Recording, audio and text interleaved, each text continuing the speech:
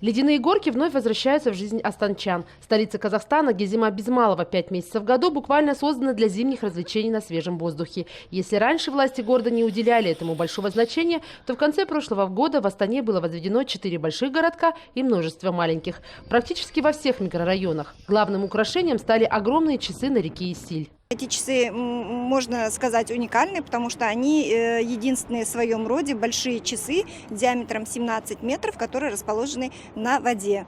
В мире, если проводить аналогии, то часы, но меньшего диаметра, циферблатом где-то порядка 15 метров, есть часы Colgate, это на реке Гудзон в Соединенных Штатах Америки.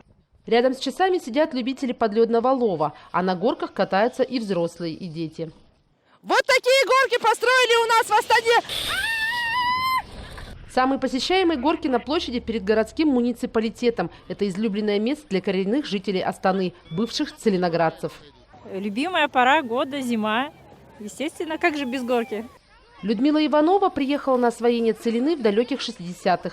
В ее родной Перми ледяные горки были главным зимним развлечением для детей. Теперь бабушка водит на горки своего внука Севастьяна. В детстве мы очень часто катались на горках, когда были подростками. Но горки были такие самодельные, не такие красивые. Но, конечно, и тоже не было всяких вот таких вот, на картонках катались. Не было специальных вот таких средств для катания. Главным зимним городком страны называют площадку между торговым центром Хан-Шатыр и оперным театром. Именно здесь скульпторы дали волю своим фантазиям. Результат – необычные ледяные скульптуры. Только в сказочном городке могут рядом с героями казахских народных сказок сосуществовать смешарики, черепашки-ниндзя, герои мультфильма «Тачки». Рядом каток. Здесь тоже не протолкнуться. Я был на Ишиме и здесь пока не был. Но здесь нравится лучше, потому что здесь горки быстрее.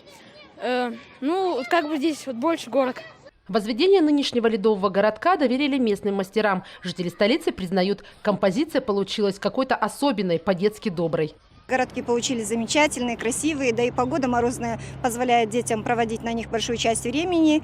Да, действительно, городки были выстроены своими силами, с участием наших художников, профессионалов. Ранее для подобных работ власти Астаны выписывали мастеров из Китая. В 2015-м только за работу китайские мастера получили $35 тысяч. Но тогда погода сыграла злую шутку, и все разноцветные фигурки потекли. Во что год назад обошлось муниципальной казне создания всего ледового городка, неизвестно.